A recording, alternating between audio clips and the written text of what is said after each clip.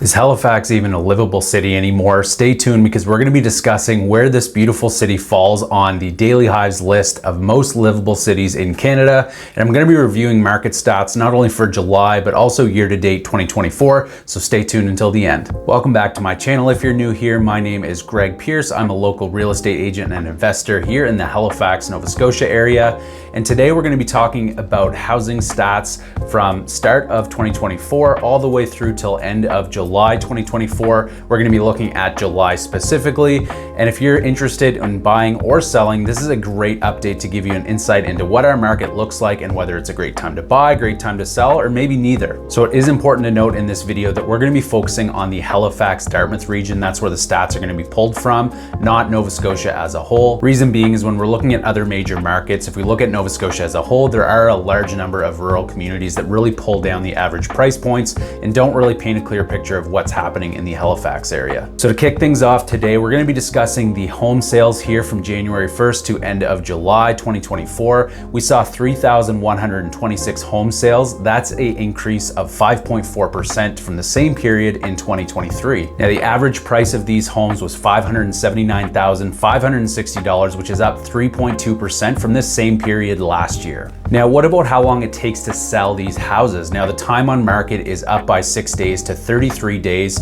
and this is a little bit longer, meaning buyers may be a little bit more complacent in their buying decisions. However, this is still fairly short over the vast history of home sales here in the Halifax area. Now, typically when we see longer days on market, that typically means that inventory is also going to increase. So currently we're sitting around 2.1 months of inventory, and that is still a very strong seller's market. So just to give you some reference points, anything that is below 4 months of inventory is a seller's market, between 4 to 6 months is a balanced or a neutral market, and anything above 6 months of inventory is a buyer's market. Now, as of the end of July, there were 1,086 active listings in the Halifax Dartmouth region. Now, the breakdown of those homes is very important to get a better understanding of the market conditions and what we're seeing. So 261 of those homes were listed below the $500,000 price point. That is extremely competitive. That's where we're going to find downsizers and first-time home buyers.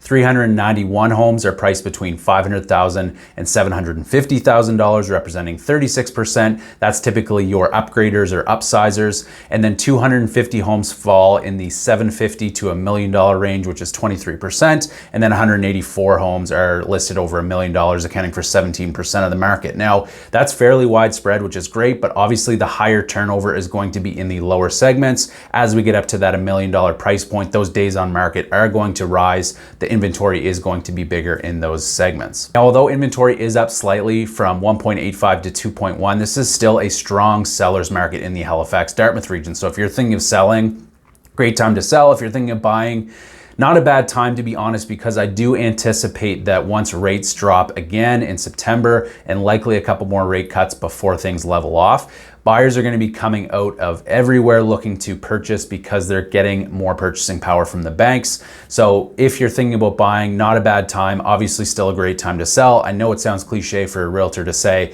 great time to sell and buy, but there is a bit of a window right now.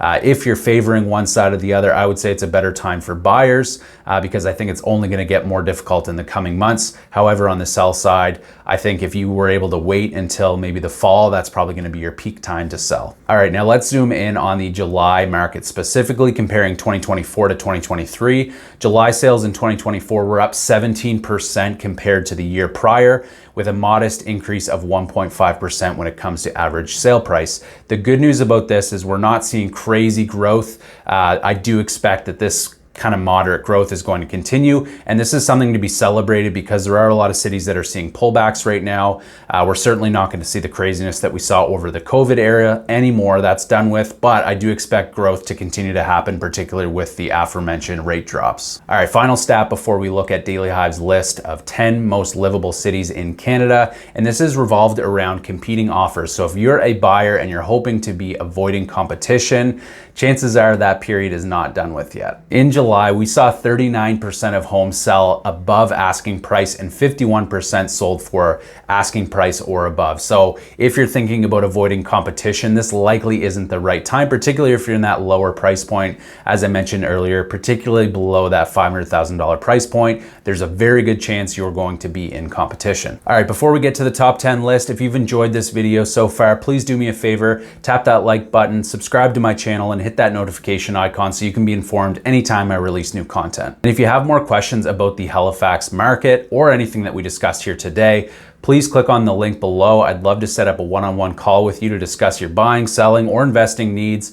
No strings attached. I'd love to answer any questions that you might have. All right, before we wrap up, let's review this list from Daily Hive, the top 10 most livable cities in Canada. And yes, this region did crack the list despite the huge growth in home prices since 2020. And we did manage to make this list as the only city in the Atlantic provinces. We came in at number 7. Now, if you live in this area, let me know in the comments below if you agree with this, that Halifax is a livable city. There's obviously a lot of different stipulations and factors that go into this, looking at affordability, whether it's an actual nice city to live in. But the fact that Halifax has cracked this list is still a huge testament to how amazing this city is, despite the rising home prices. That's happening in most places across the country. So we are certainly not excluded from that. And despite the high home prices, this is a phenomenal place to live, whether you're looking for culture, scenery, quality of life, pace of life. There's so many great things, and check out other videos where I talk all about these things. Thank you so much for tuning in today. I hope this video was helpful. And as always, I'll see you on the next one.